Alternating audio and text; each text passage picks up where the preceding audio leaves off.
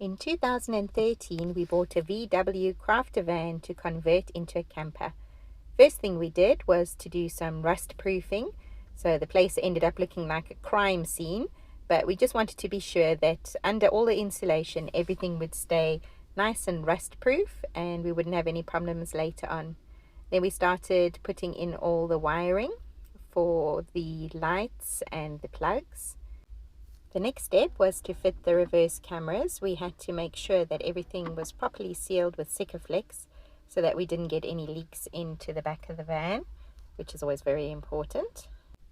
Here you can see Dwayne testing the reverse cameras. So we've got one that gives you an overall view, and then we have another one that's pointing down to help with the parking.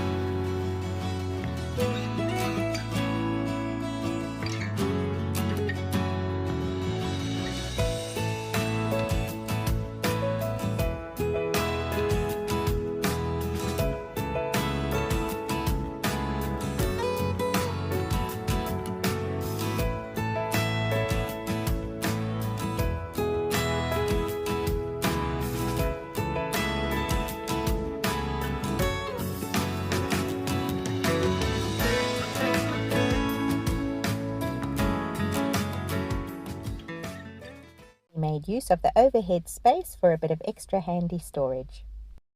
I decided to build this style bed where you can take a section out during the day and have to put it back in the evening to make the full bed, because we needed space to be able to access the kitchen. Katie's rock and roll bed was taking up most of the floor space, so we didn't really have much living area and didn't have much space for a kitchen, so it was the only alternative at the time.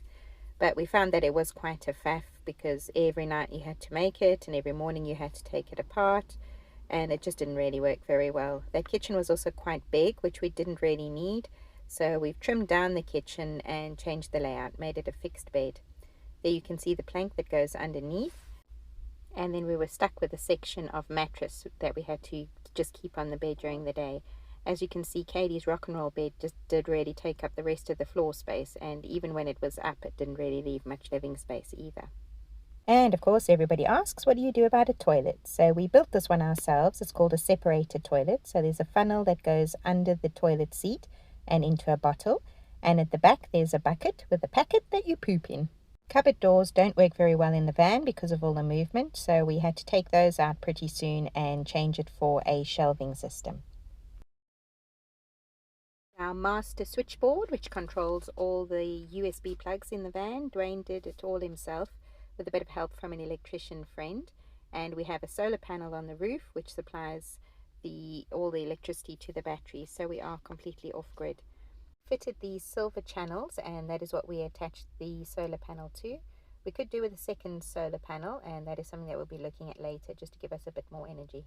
Had a window fitted in the sliding door, which is great for enjoying the views and also helps Dwayne when he is reversing and checking for traffic.